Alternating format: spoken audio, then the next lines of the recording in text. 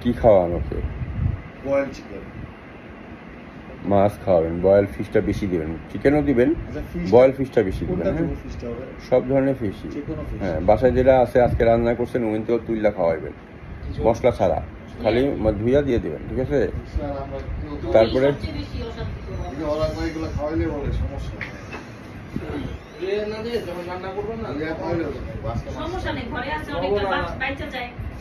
খাওয়াইলে সমস্যা কাটা গেছে তোমার আন্দাজে বলে দিল একটা কথা।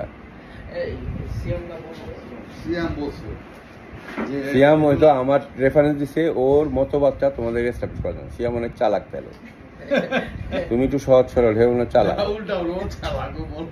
হ্যাঁ, তাহলে যদি বোকা হয়ে থাকে তাহলে সে ওর মানে ওর তত্ত্বটা এস্টাবলিশ করার জন্য ডাক্তারের নাম ব্যবহার করছে।